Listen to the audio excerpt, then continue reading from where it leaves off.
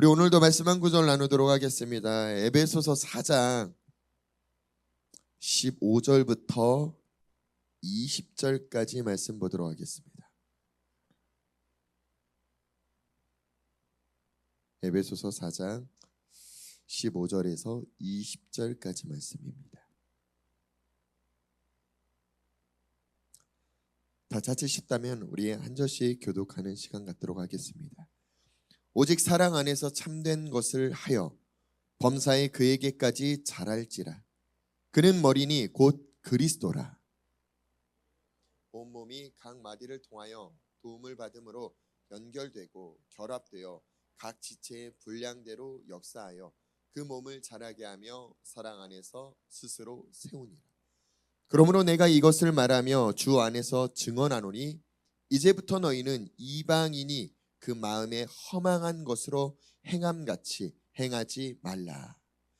그들의 총명이 어두워지고 그들 가운데 있는 무지함과 그들의 마음이 굳어짐으로 말미암아 하나님의 생명에서 떠나 있도다.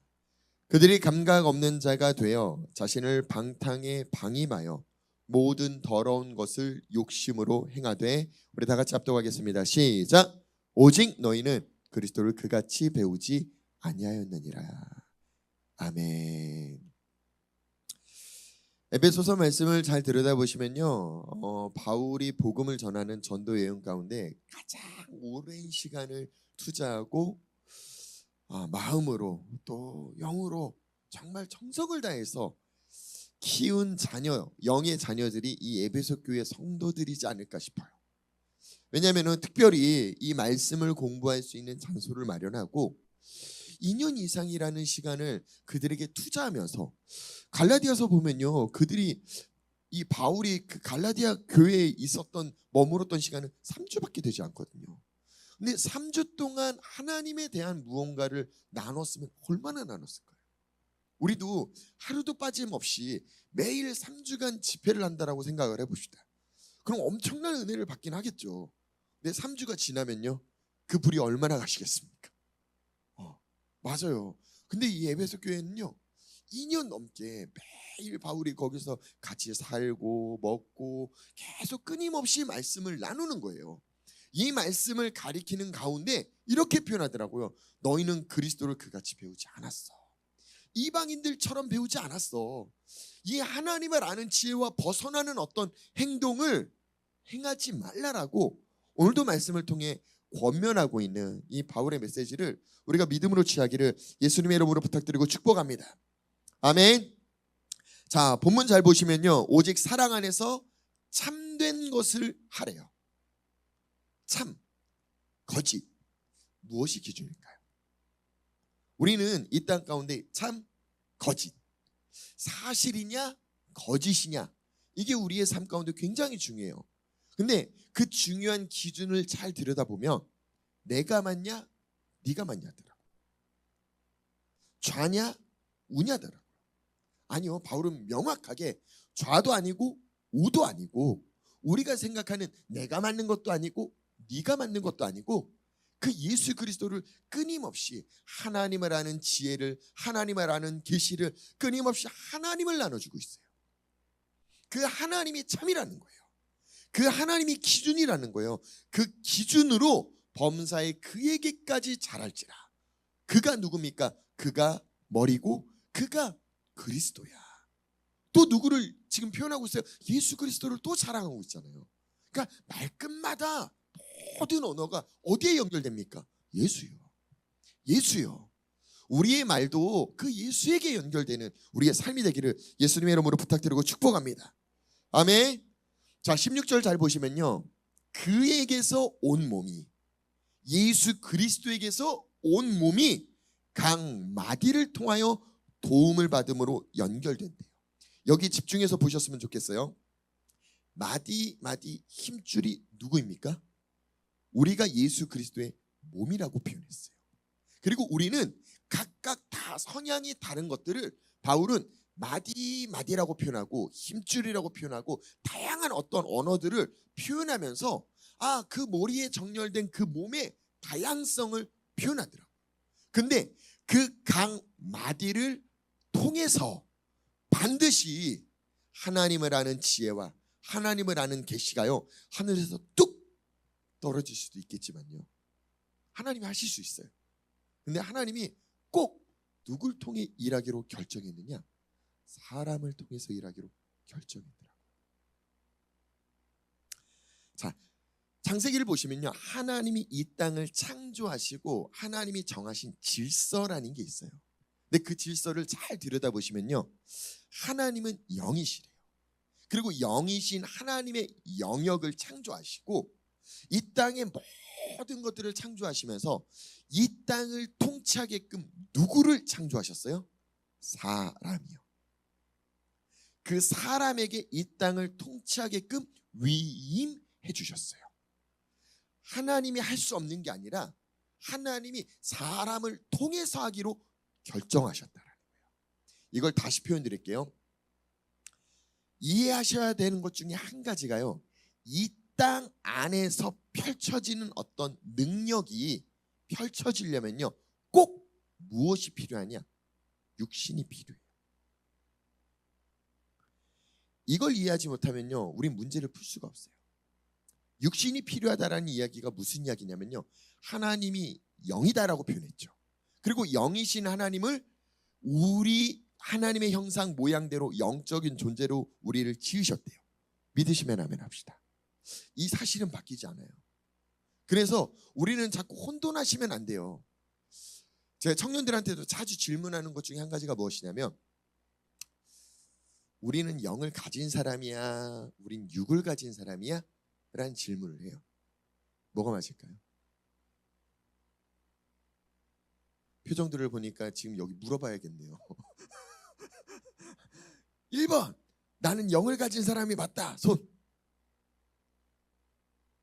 2번, 난 육을 가진 사람이 맞다. 손. 안 되신 분은 뭡니까? 뜨겁든지 차갑든지 둘 중에 하나는 하라고 했는데, 저 질문이 뭔 얘기인가? 지금 약간 그런 표정인데 참 좌절스러워요. 굉장히 오랫동안 저는 이 주제를 많이 나눴는데 영상 가운데서도 분명히 지금 목사님 무슨 얘기를 하고 있나라고 생각을 하실 수도 있는데, 잘 보세요. 무엇을 가졌다라는 건요 속해졌다라는 거예요. 내가 영을 가졌다라는 건요, 내 사고, 내 기준이 육이 기준이 되는 거예요. 육이 기준이 되고 내가 영을 소유했다라고 생각을 해요. 많은 사람들이요 성경을 통해 그렇게 배웠어요. 육을 먼저 창조하시고 하나님이 그 코에 생기를 불어넣었다라고 믿었단 말이에요. 그러니까 사람들이 무엇이 먼저냐 하면은 육이 먼저다라고 생각을 해요. 아니요, 굉장히 잘못된 거예요. 창세기 1장이 명확하게 하나님의 형상 모양대로, 영이신 하나님의 형상 모양대로 우리를 영적인 존재로 먼저 창조하셨어요. 그리고 그 영적인 존재로 우리가 지음 받았기 때문에 나 자체가 무엇이냐? 영이라는 거예요. 이해가 되시면 아멘 합시다. 하나님은 영이래요. 동의하시면 아멘 합시다. 그 영이신 하나님의 형상 모양대로 나도 영적인 존재로 지었다라는 걸 동의하시면 아멘 합시다. 자, 그러면 이 기준 하에서요 하나님이 우리를 이제 이 땅 가운데 보내실 때 뭐 하셨어요? 이 땅에 드러나야 돼요. 창세기 2장을 잘 읽어보세요. 지금 눈빛들이 창세기 2장을 기억을 못 하시는가 본데, 창세기 2장이 분명히 다 창조하셨는데 이 땅 가운데 사람이 없었더라라고 성경이 쓰여 있어요. 이 땅에 어떤 식물들이 땅 위로 아직 나오지 않았다는 거예요. 우리가 나무를 심을 때 씨를 심죠. 씨를 심으면 농사 짓고 나중에 반드시 이 땅 위로 열매를 거둘 거라고 믿잖아요. 맞아요. 하나님은 우리를 그렇게 씨를 심듯이 우리 영을 먼저 창조하시고 우리 육체를 흙으로 빚으시고 그 영을 그 코에 생기로 불어 넣으셨대요. 그러니까 우린 주체가 무엇이냐? 영이라는 거예요. 할렐루야, 할렐루야. 그러니까 우리는요 영을 가진 자가 아니라 육을 가진 자예요. 동의하시면 아멘 합시다. 자, 왜 이런 설명을 드렸냐면요, 하나님은 이 땅에서 어떤 역사를 나타내시는 게, 히브리서를 잘 읽어보시면요 하늘의 어떤 모형, 그림자를 이 땅이라고 지칭하더라고요. 그러니까 이미 하늘에 온전한 영역이 있어요. 그 온전한 영역에서 그림자처럼 이 땅 가운데 무언가를 창조하시고 이 땅을 통치하게끔 육체를 입은 사람에게 그 모든 권위를 부여하셨어요. 그래서 하나님 또한 이 땅에서 일할 때 사람을 통해서 일하기로 결정하신 거예요. 못하시는 게 아니라 하나님이 그렇게 룰을 정하셨다고요. 자, 이 룰은 바뀌지 않아요. 그러니까요, 사단도 이 땅에서 일하려면 무엇이 필요할까요? 육이요. 육이 필요하기 때문에 사단은 우리의 생각을 통해 계속 역사해요. 속닥속닥. 내가 동의하는 순간 어떤 일이 벌어져요? 이제 나를 조종할 수 있는 사단이 돼버리는 거예요. 그럼 하나님은 우리에게 속닥속닥 이래갖고 우리를 조종하시나요? 아니요. 그래서 하나님이 우리의 동의가 필요하다라는 거예요. 구약성경 내내 하나님의 뜻에 온전히 동의하는 사람이 온전하지 않았던 것 같아요. 꼭 미온전한 어떤 불완전한 존재들이 구약성경의 수많은 선지자였던 것 같아요. 히브리서를 잘 읽어보시면요, 1장, 2장, 3장에 구약에 있는 수많은 선지자보다 예수님이 뛰어나다라는 걸 강조해요. 구약 성경에 그렇게 하나님의 메신저로 쓰임 받았던 천사들보다도 예수님이 더 뛰어나다라고 강조해요. 심지어 모세보다도 예수님이 더 뛰어나라는 걸 강조해요. 이게요, 점진적으로 왜 히브리서가 제일 먼저 선지자를 이야기하고 천사를 이야기하고 모세를 이야기하느냐? 그 당시 유대인들의 비중에 가장 큰 비중을 둔 차례대로 성경이 쓰여진 거예요. 선지자들보다는 사도행전을 읽어보시면요, 그 당시에 메신저들이 율법을 전달해 준다라고 유대인들은 믿었어요. 그러니까 선지자보다 천사가 더 위에요. 천사들보다 유대인들한테는 이 모세는요, 넘을 수 없는 어떤 산 같아요. 그러니까 스데반 집사님이 막 싸울 때 뭐 때문에 싸웁니까? 이 모세의 율법 가지고 싸운단 말이에요. 근데 히브리서 저자는 예수님이 그 모세보다도 뛰어나다라는 거예요. 3장 4장을 보시면요, 여호수아가 온전한 안식을 이스라엘 백성들에게 줬더라면 예수님이 다시 안식을 줄 필요가 없어. 그러니까 예수님이 더 뛰어나다라는 거예요. 끊임없이 지금 예수님을 강조하는 까닭은요, 구약 성경 내내 육신을 입은 사람 중에 온전하게 하나님 뜻을 완벽하게 나타낸 사람이 없어요. 그 완전하게 나타내신 분이 예수님이에요. 왜 예수님일까요? 하나님 자신이 이 땅에서 일하려면 뭐가 필요하다고요? 육신이요. 하나님 자신이 친히 육신을 입고 이 땅에 오셨다라고 성경은 기록하고 있어요. 그러니까 예수님이 너무나 당연하게 날 보면 아버지를 본 거야. 아버지 뜻 아니고서는 내 뜻대로 하는 게 아무것도 없어. 너무 자신감 있게 그렇게 표현하잖아요. 그리고 자신의 모든 삶을 하나님 뜻을 이루는 거에만 살고 승천하셨어요. 우리에게도 숙제가 주어졌어요. 어떤 숙제요?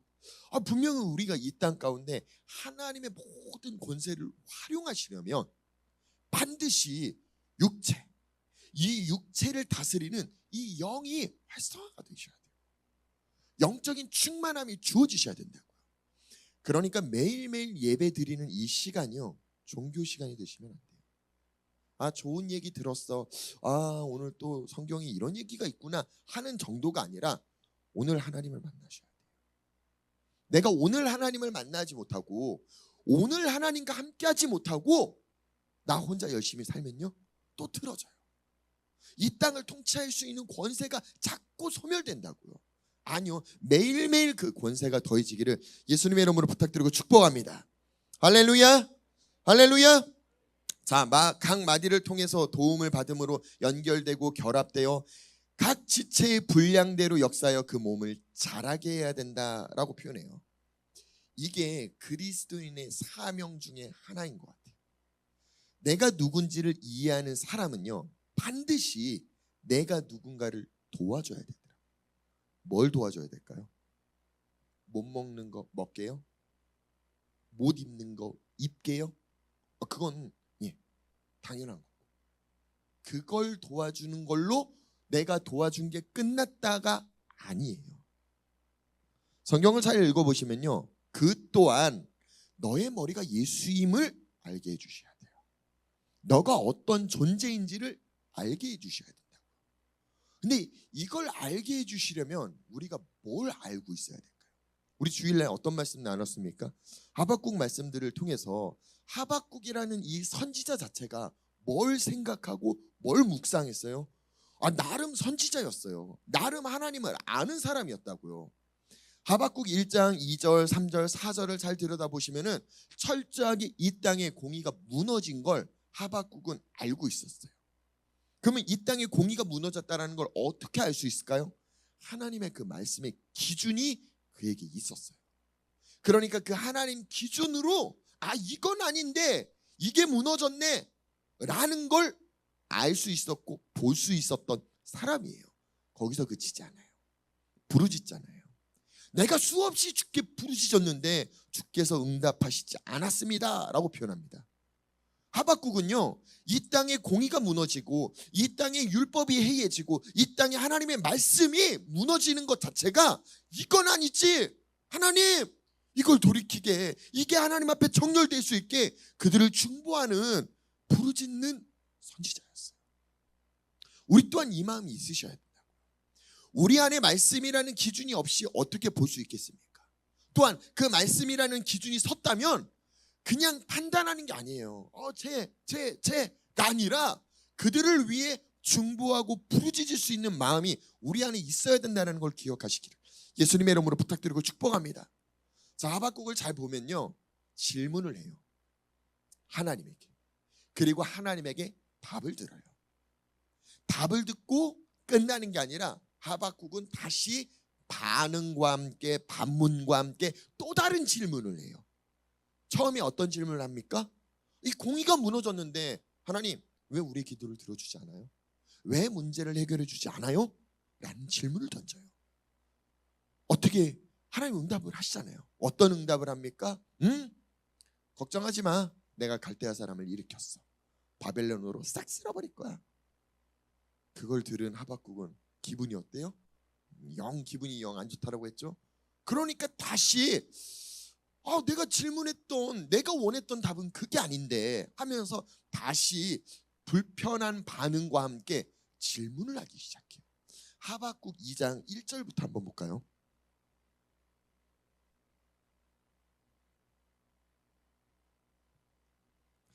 하박국 2장 1절에 보시면요, 내가 내 파수하는 곳에 서며 성루에 서리라. 그가 내게 무엇이라 말씀하실는지 기다리고 바라보며 나의 뭐라고 써 있어요? 질문에 대하여 어떻게 대답하실는지 보리라 하였더니. 맞죠? 1장을 잘 보시면요, 질문해요. 하나님이 답을 줘요. 근데 그 답을 주는 거에 대해서 굉장히 어려워해요. 그리고 다시 이해가 되지 않으니까 다시 또 질문을 해요. 근데 그 질문에 하나님은 2장 내내 답을 주세요. 답을 주시는 내용들을 쭉 보시면요, 거의 5절부터 반복적으로 하나님이 5번이나 이런 표현을 써요. 화 있을진저, 화 있을진저, 화 있을진저, 이렇게 5번이나 반복하는데 세 번째 화 있을진저와 5번째 화 있을진저를 한번 찾아서 한번 잘 들여다보세요. 세 번째는 어떤 이야기가 있습니까? 화 있을진저 하면서 이제 물이 바다 덮는 일들이 벌어질 거야. 여호와의 영광을 인정하는 일들이 벌어질 거야. 그러니까 결국 하나님의 심판은요, 심판입니까? 구원입니까? 하나님 안에서의 계획은 구원이라는 거예요. 근데 하박국은 그걸 보지 못하는 거예요. 그러다 보니까 하나님 자신이 화 있을진저 무언가 심판하는 것처럼 보이지만 그 심판 안에 하나님이 어떤 뜻을 지니고 있는지 들여다보셔야 돼요. 그걸 보지 못한다면요, 우리는요 그냥 문자 그대로 아니면 하나님 말투 그대로 사람에게 전달하게 돼요. 다시 설명드릴게요. 진짜 예언을 잘하는 사람은 어떤 사람이냐면요, 하나님에게 들었을 때 하나님의 의도를 들을 줄 아는 사람이에요. 그러니까 하나님이 말하는 취지, 의중을 이해하는 사람이라고.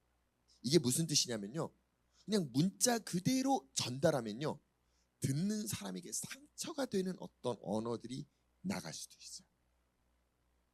근데 이 언어는 왜 선포하느냐? 살리기 위함이지 않습니까? 이해가 되시면 아멘 합시다. 할렐루야. 할렐루야. 왜? 하나님이 임재하시는 건요, 우리를 수치스럽게, 우리를 죽이려는 거, 심판 자체도요, 우리를 죽이는 게 목적이 아니더라고요. 3장에 보면 이런 표현이 있어요. 하박국 3장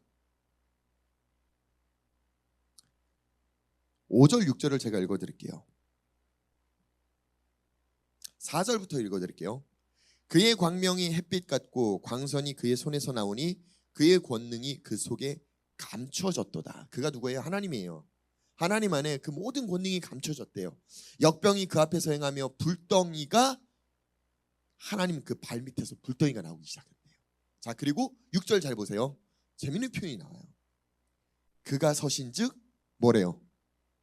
땅이 진동해요. 하나님의 임재하심이 그 땅을 진동하게 만들어버린대요. 우리 성도들 이 표현 어디서 좀 본 것 같지 않아요?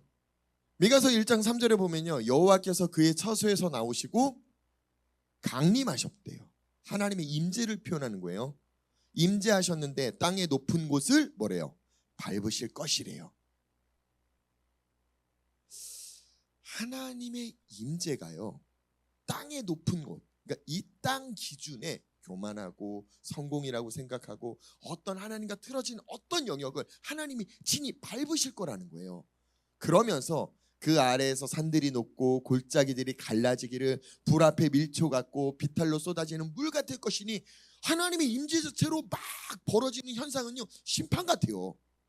자, 이는 다 야곱의 허물로 말미암음이요 이스라엘 족속의 죄로 말미암음이라. 야곱의 허물이 무엇이냐? 사마리아가 아니냐? 유다의 산당이 무엇이냐? 예루살렘이 아니냐? 이러므로 내가 사마리아를 들의 무더기 같게 하고, 그 뒤에 뭐라고 써 있어요? 포도 심을 동산 같게 한대요. 예전에 또 설명드렸죠. 포도 심은이 아니라고요. 포도를 다시 심기 위해, 좋은 밭을 만들기 위해 하나님이 부신다라는 거예요. 그러니까 심판은요, 그냥 우리를 죽이고 끝내는 게 아니라 다시 거듭나게 하시는, 옛사람이 아니라 새로운 피조물로 하나님이 다시 은혜를 부어주길 원하시는 일임을 보셔야 돼요. 그러니까 하나님이 이 심판, 이런 말 왜 이렇게 표현하실까? 그 하나님의 의중을 이해하셔야 돼요. 의중을 이해하지 못하면요, 저기 가서 쟤 좀 때리고 와. 그러면 왜 때리라는지 이해를 해야 되잖아요. 근데 가봤더니요, 지금 기도 시간인데 진희 전도사가 졸고 있는 거예요. 목사님이 이래서 진희 전도사를 때리고 오라고 했구나 하고 딱 때리면은, 혹시 기도 시간에 졸다가 누군가가 뒤에서 등짝 스매싱을 때려갖고 맞아보신 적 있으십니까? 없어요? 기분 되게 나쁘거든요. 승질이 팍 나거든요. 목적이 뭐가 있어요? 깨우는 거 있잖아요. 제가 어릴 때 그게 그렇게 싫더라고요. 왜 그렇게 때리지? 어른들이요, 교사 선생님들이요, 막 학생들 막 캠프하면요, 기도시키겠다고 막 등짝을 때려가면서 왜 그렇게 기도를 시키는지. 맞아요. 애들이 고개 쳐박고 막 기도 안 하려고 몸비듬을 치니까 교사 선생님들이 애타는 마음으로 등짝을 때리잖아요. 그 안에 화가 더 치밀어 오르더라고요. 맞아본 자만 알아요. 표정을 보니까 안 맞아보셨네요. 저는 많이 맞아보다 보니까 그냥 깨우지, 그냥 기도하라고 그냥 마음을 좀 해주지. 하나님이 뭔가 그 심판하실 때 선지자들은, 말씀을 전달하는 돕는 자들은요, 하나님이 왜 이 말을 하는지 그 의중을 이해해야 되더라고요. 말씀 한 군데 찾아볼까요? 예레미야 6장을 한번 봅시다. 예레미야 6장 9절이요. 만군의 여호와께서 이와 같이 말씀하시되 포도를 따듯이 그들이 이스라엘의 남은 자를 말갛게 주우리라. 너는 포도 따는 자처럼 내 손을 광주리에 자주 놀리라 하시나니. 굉장히 말이 어렵죠. 이게 무슨 말인지 못 알아듣게끔. 맞아요. 이렇게 성경에 쓰이는 것들이 참 어려워요. 그래서 제가, 혹시 목사님 거기에 표준 세번역 버전으로 볼 수 있어요? 있네요. 한번 읽어봅시다. 시작.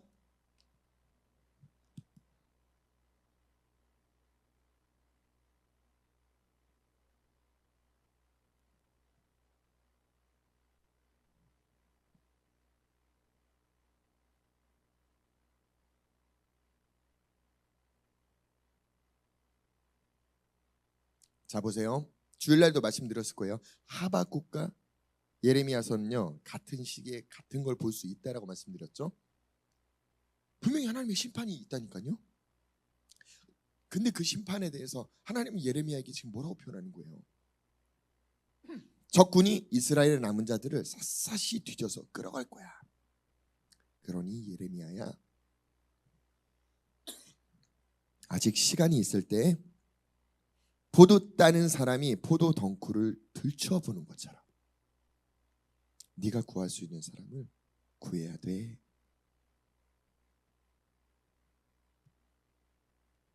제가 성경을 보면서 이해가 안 가는 것 중에 한 가지가요, 예레미야에게 이미 이스라엘의 멸망을 하나님 보여주셨어요.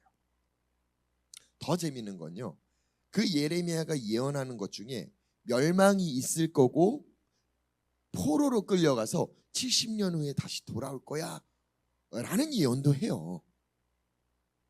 그럼 하나님 뜻을 다 알았잖아요. 그죠? 그럼 어떤 마음 가지면 돼요? 이제 끌려가면 되는 거잖아요. 아니, 뭔 짓을 해도 어차피 멸망하잖아요. 끌려가서 어떻게 해서든 70년 버티고 다시 돌아오면 되잖아요. 이미 그걸 본 사람은. 근데 성경에 보니까요, 예레미야는요 끝까지 회개하라라고 그들에게 복음을 전파하더라고요. 왜일까요? 왜요? 거기서 단 한 사람이라도 돌이키는 게 하나님이 원하시는 바람이에요. 심판은 피할 수가 없어요. 그리고 그 심판의 때도 정해졌어요. 그때 안에 하나님은 한 영혼이라도 더 건져내는 게 하나님의 목적이라고. 그러니까 예레미야야, 하나라도 더 건져야 돼. 하나라도 더 구해야 돼. 이미 다 본 사람이 굳이 왜요? 근데 그 마음을 지니더라고. 예수님도 동일한 표현을 하세요. 마태복음 13장을 한번 볼까요? 씨 뿌리는 비유 이야기죠. 여기서 알곡과 가라지에 대한 비유가 나와요. 근데 그 비유를 잘 보세요. 마태복음 13장 25절부터 제가 읽어드릴게요. 사람들이 잘 때 그 원수가 와서 곡식 가운데 가라지를 덧뿌리고 갔대요. 싹이 나고 결실할 때 가라지도 보이거늘 집주인이 종들이 와서 말하되 주여 밭에 좋은 씨를 뿌리지 아니하였나이까? 그런데 가라지가 어디서 생겨났나이까? 주인이 이르되 원수가 이렇게 하였구나. 종들이 말하되 그러면 우리가 가서 이것을 뽑기를 원하시나이까? 주인이 이르되 가만두라. 가라지를 뽑다가 곡식까지 뽑을까 염려하노라. 예, 맞아요. 우린 여기까지 읽어요. 여기까지 읽어서 우리는 가라지를 뽑는 이유가, 뽑지 않는 이유가 뭐예요? 알곡이 다칠까 봐요. 무슨 말인지 이해가 되시죠? 맞아요. 여기까지 말씀을 읽으면 그 말이 맞아요. 예수님이 야, 알곡이 다칠까 봐. 근데 그 뒤에도 읽어보세요. 30절 읽어봅시다. 시작.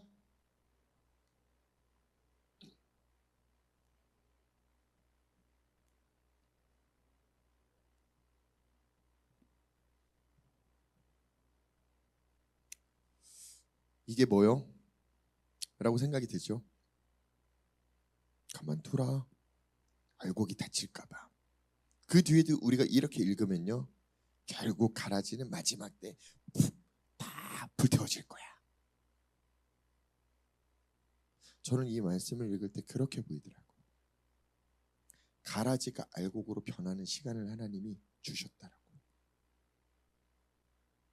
왜 제가 그렇게 보냐? 하나님이 노아 홍수 사건을 잘 들여다보세요. 그 노아 홍수의 사인을 뭐라고 주셨어요? 에녹에게 네 아들이 죽으면 심판이 이 땅 가운데 내려질 거야. 에녹 아들의 이름이 무엇입니까? 무드셀라요. 이가 죽으면 종말이 온다예요. 근데 성경 안에서요 가장 오랫동안 산 사람이 누군지 아십니까? 무드셀라요. 거기서 저는 무엇을 느끼느냐? 하나님은 정말 심판하고 싶지 않으셨구나. 미루고 또 미루고 또 미루고 또 미루고. 어릴 때 부모님에게 맞아보신 분, 요즘 그 자녀들은 체벌 잘 안 하잖아요. 뭐 제 위에는 분명히 체벌이 난무했으니까요. 엄마 아빠한테 많이 맞고 자랐으니까요. 근데 맞을 때 부모님이 이런 말 하지 않아요? 너 잘못했어 안 했어? 빨리 말해. 잘못했어 안 했어? 왜 물어보는 것 같아요? 시인하게 잘못했다는 얘기를 듣고 싶어서요? 아니요. 부모님들이니까 마음 다 아시잖아요. 얘가 깨닫고 다시 안 하겠다라고 하면 내가 때리지 않을, 내게 명분을 줘 라는 얘기잖아요. 어떤 부모가 뒤지게 패고 싶겠습니까? 때리지 않더라도 이 자녀가 깨닫고 돌이키길 원하는 마음을 부모가 지니고 있지 않습니까? 대부분요 엄마한테 맞는 경우보다는 아버지한테 맞는 경우가 많잖아요. 그러면 꼭 엄마가요 이렇게 끌어안고 이렇게 하더라고요. 빨리 잘못했다고 해. 빨리 잘못했다고 해. 막 때리는 걸 막으면서 빨리 잘못했다고 해. 빨리 잘못했다고 해. 왜요? 왜? 엄마는 알거든요. 얘가 빨리 잘못했다고 해야 이게 끝나는 걸. 아빠는 그걸 들어야 매를 멈추는 걸 알거든요. 근데 죽어도 잘못했다라고 말 안 하는 자녀들이 있어요. 끈기로 막 오기로 맞을 거 다 맞고. 저도 어릴 때 그런 경우가 되게 많았던 것 같아요. 권사님이 맨날 빨리 잘못했다고 해요. 귀 속에서 그래야 끝나 그래야 끝나 빨리 잘못했다고. 선지자들이 수많은 목사들이 하나님의 말씀을 통해 이걸 전해드리는 거예요. 빨리 회개해. 빨리 잘못했다고 해. 하나님은 널 심판하는 게 목적이 아니야. 하나님이 원하는 그 마음을 계속 전달해 주는 거라고. 근데 그 하나님의 의중을 이해하지 못하고 다른 사람을 세우는 자들은요, 거봐 그렇게 하면은 지옥 간다. 그렇게 하면 하나님한테 한번 두들겨 맞아야 정신 차리지. 이런 말들을 계속 하게 된다고요. 정죄하고 심판하는 말들이요. 아니요, 하나님은 정죄하고 싶지 않아요. 심판하고 싶지 않아요. 성경 안에 계속 미가서도 아까 보셨잖아요. 하박국도 보셨잖아요. 예레미야도 보시면서 구약 성경에 다 보셔보세요. 보시면 뭘 발견할 수 있느냐? 하나님은 심판하고 싶지 않아요. 그럼에도 불구하고 심판하시는 까닭은 새로운 판을 다시 짜기 위해서 그들의 생각과 마음을 돌이키고 그들이 온전해질 수 있도록 하나님이 은혜를 부어줄 수 있게 합당한 밭을 만들려고요. 포도심을 동산을 만들려고요. 그럼 예수 그리스도의 몸으로 자라나는 우리는요, 그 하나님의 의중을 이해하셔야 된다고. 의중을 이해하고 복음을 선포하는 우리 모두가 되기를 예수님의 이름으로 부탁드리고 축복합니다. 할렐루야. 히브리서 말씀 한 군데만 더 봅시다. 히브리서 3장이요.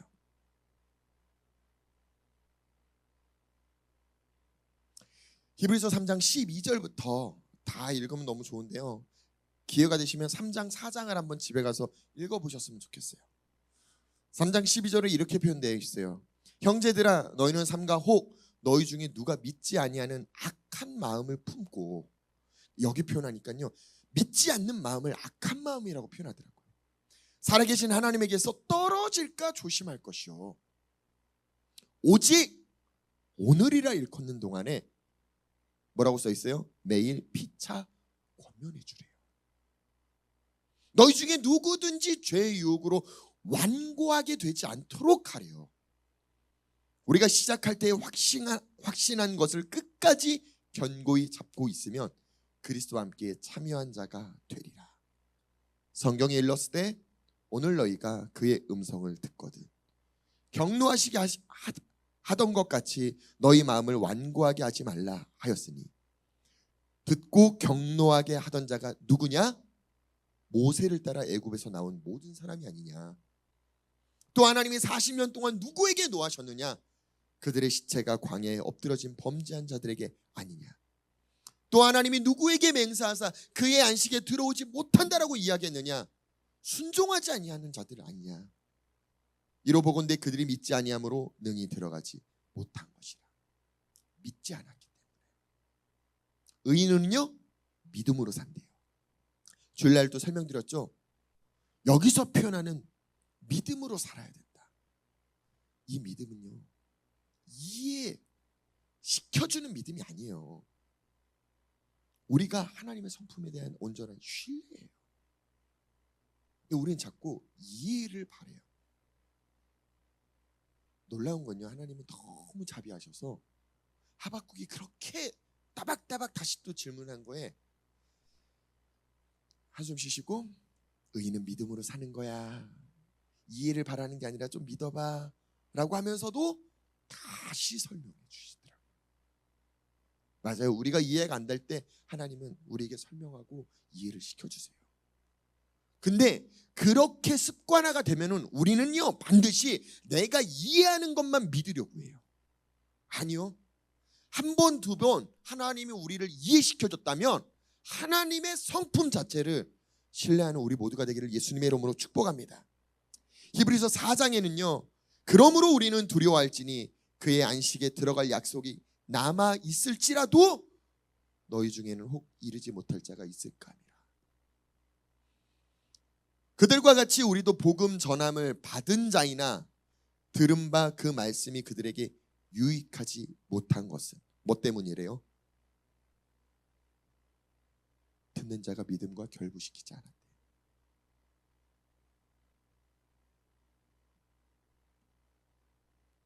내가 이해해야 믿는 그 성품 습관을 좀 바꾸시기를 예수님의 이름으로 축복합니다. 그렇다고요 내가 복음을 전할 때요 다른 사람에게 아이 그냥 믿어 라고는 하지 마세요. 제가 드리는 말씀은요 나에게 적용하세요. 그리고 다른 사람에겐요 친절히 설명해 주세요. 하나님이 그렇게 하셨다니까요. 하박국이 의구심이 들어서 물으면 또 다시 설명해 주시더라고요.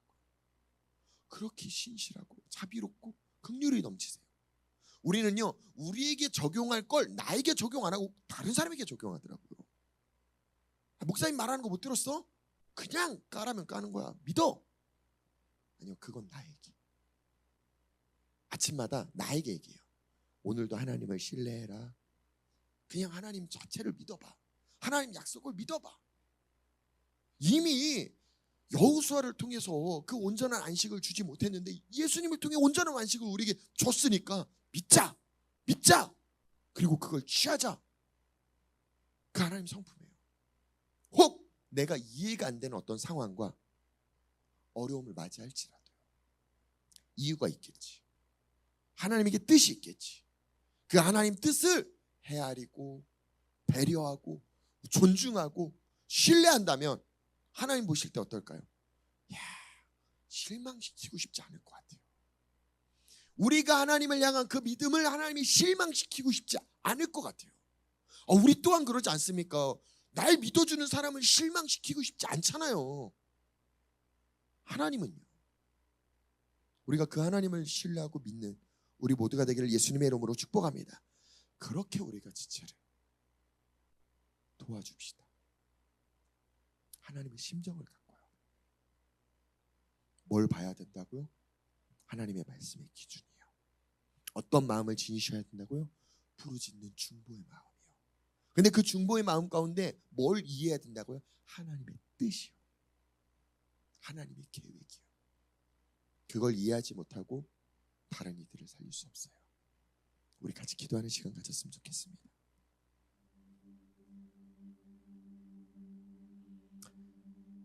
히브리서 4장 3절에는 이렇게 표현되어 있어요. 이미 믿는 우리들은 저 안식에 들어가는도다. 그가 말씀하신 바와 같으니 내가 노하여 맹세한 바와 같이 그들이 내 안식에 들어오지 못하리라 하셨다 하였으나 세상을 창조할 때부터 그 일이 이루어졌느니라.